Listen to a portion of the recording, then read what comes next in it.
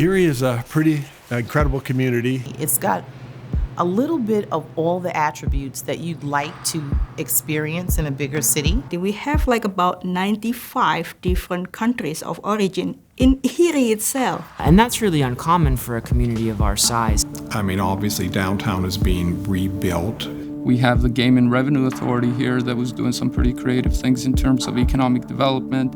Erie Insurance was investing in our community with the EDDC, the Downtown Development Corporation, buying property and fixing property downtown. Our technology industry has really started to boom in a great way.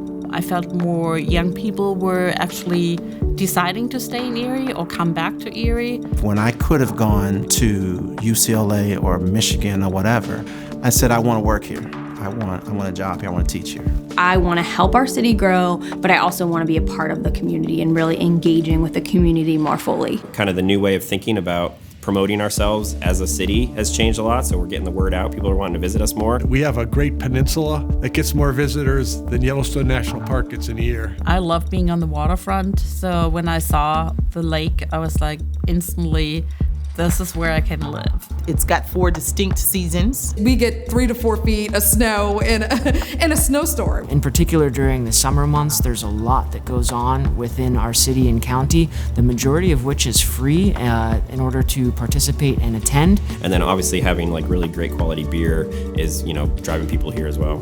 I think that's one of the great things about Erie is that you come here and there are these wonderful resources that you would not have otherwise thought of. You have an art museum, history museum, a maritime museum, a children's museum, Live theater. Interesting heritage. historic performing arts center, a arena. We have people come here and they walk into this library and they're just amazed that this is in Erie, Pennsylvania. A lot of it has been built and sustained through philanthropic support of our community. We didn't wait for the national government to come and save us.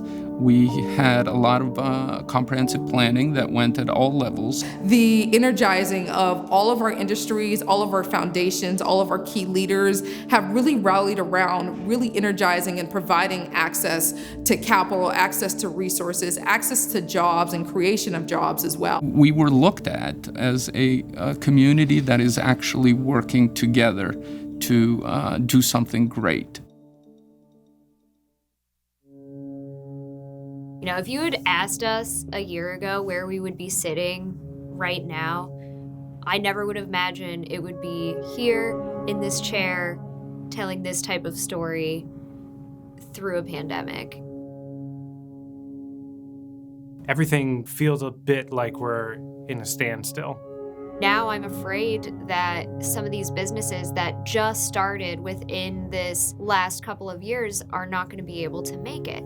And without those businesses, that will absolutely change what Erie has been working towards these past few years. I think what the pandemic has done is brought our attention to all these things that have been issues for a long time. But now we have the time to stop and actually really take a deep dive into some of the inequalities and inequities that exist, not just in Erie, but in the world.